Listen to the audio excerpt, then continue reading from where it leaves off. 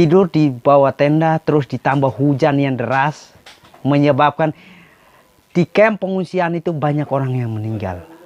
Kerusuhan 1999 di Timur Leste membawa duka yang dalam buat keluarga saya. Karena keluarga saya harus berpisah dengan om saya, tante saya, keluarga besar saya. Bahkan ada keluarga yang menganggap kami ini sebagai musuh.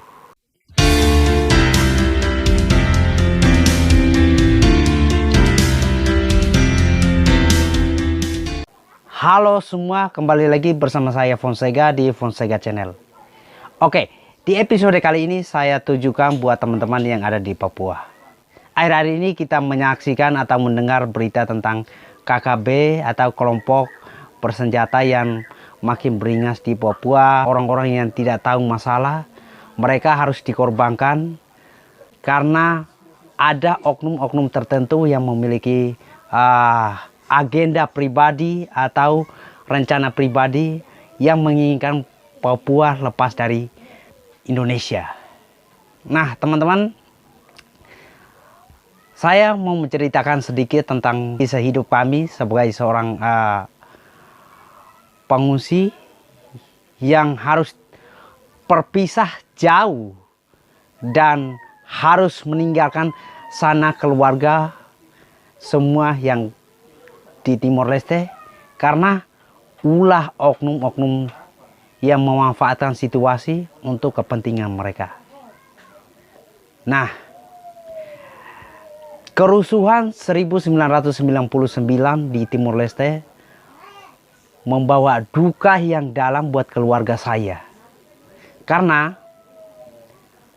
keluarga saya harus berpisah dengan om saya, tante saya, keponakan saya, saudara sepupu saya, keluarga besar saya. Bahkan ada keluarga yang menganggap kami ini sebagai musuh akibat ulah orang-orang yang memanfaatkan situasi demi kepentingan mereka.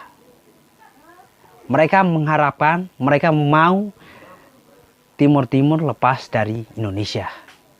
Nah, ini yang terjadi. Ketika 99 itu, rumah kami dibakar, rumah kami dijarah, dan kami harus bertengkar dengan sesama saudara kami. Yang sebelumnya semuanya baik-baik saja. Yang sebelumnya semuanya tentram, aman.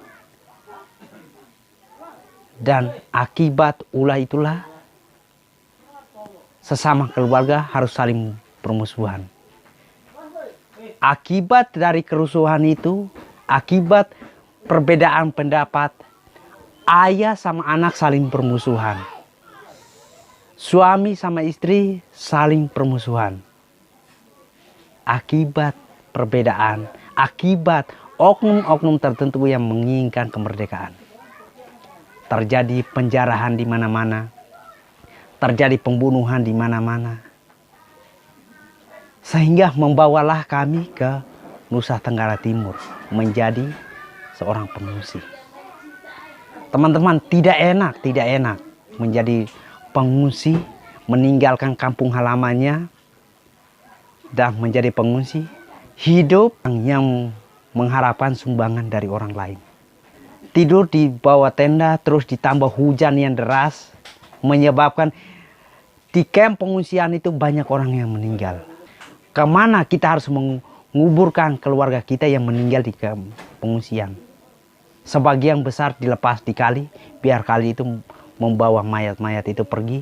Sebagian lagi dibuang begitu aja, hanya sedikit yang dikubur. Nah, teman-teman, saya berbicara ini sesuai realita. Tidak enak kita berpisah dengan keluarga. Tidak enak teman-teman melihat anak dan orang tua harus berpisah karena perbedaan pendapat. Tidak enak kenyamanan itu diganggu. Tidak enak ketentraman itu terganggu. Tidak enak. Dan tidak enak hidup menjadi seorang pengungsi. Itu tidak enak. Teman-teman, jangan sampai kita dimanfaatkan untuk kepentingan orang tertentu. Jangan sampai kita mengorbankan lagi keluarga kita. Cukup kami yang merasakan. Cukup kami yang berpisah dengan keluarga kami. Cukup kami yang harus berpisah dengan om tante kami. Cukup kami yang harus meninggalkan tempat lahir kami, tanah kelahiran kami. Jangan kalian lagi deh, jangan. Karena itu tidak enak. Karena itu tidak enak, sumpah. Tidak enak. Tidak enak di mana kita harus kehilangan identitas. Itu tidak enak. Saya ingat betul waktu kerusuhan itu, meskipun umur saya masih kecil, tapi di memori saya itu tertanam dengan jelas. Apa yang terjadi ketika mengalami situasi itu? Mental saya hancur. Mental kami sebagai anak-anak hancur.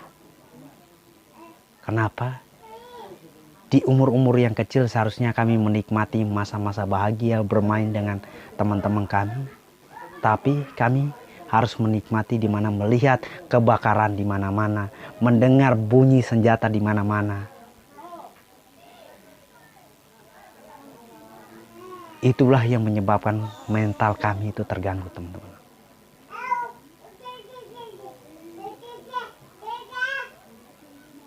Kalau sudah terjadi, semuanya akan melepas tangan.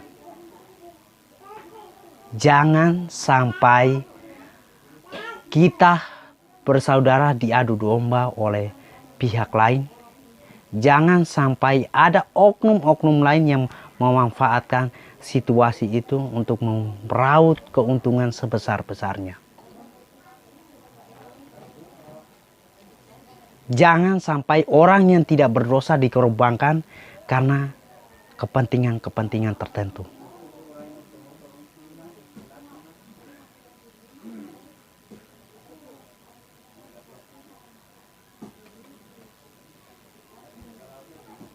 Jangan itu terjadi, teman-teman. Saya mengenal orang Papua itu, teman-teman Papua saya banyak. Dan mereka baik-baik. Mereka ramah, sopan. Menurut saya, teman-teman dari Papua itu orang yang memiliki sopan santun yang paling top yang pernah saya kenal. Nah, teman-teman, saya mau melanjutkan. Ketika kerusuhan itu terjadi, kemudian kami harus berpisah dengan keluarga besar kami. Tangisan mengiringi perjalanan kami menuju ke Nusa Tenggara Timur. Di Nusa Tenggara Timur, kami harus berjuang dari nol. Tidak enak yang namanya ketika kamu sudah membangun hidupmu puluhan tahun, tapi diruntuhkan dalam waktu yang singkat. Dan setelah itu kamu menyadari, kamu akan memulainya dari nol kembali.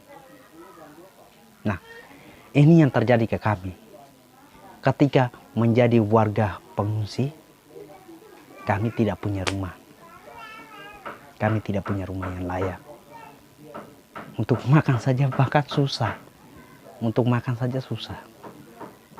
Bahkan saya mengingat dengan jelas tahun 2003 di mana saya dengan mama saya harus berjuang mencari makan, menjual baju kami supaya bisa makan.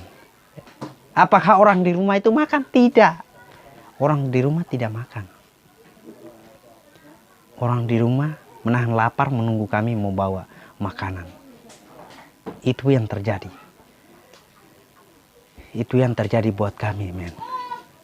Oke, saya mau menutup video ini. Buat siapapun yang mendengar video ini, tidak enak yang namanya kenyamanan, ketentraman kita itu diganggu. Tidak enak yang namanya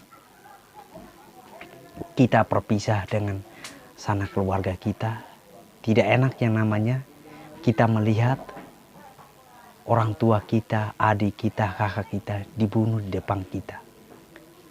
Tidak enak yang namanya kita meninggalkan tanah kelahiran kita. Tidak enak yang namanya kita harus saling permusuhan sesama teman kita. Itu tidak enak. Saya mau mengingatkan, mari kita menjaga keutuhan bangsa ini, negara ini. Jangan sampai Papua mengalami hal yang sama seperti kami. Peace.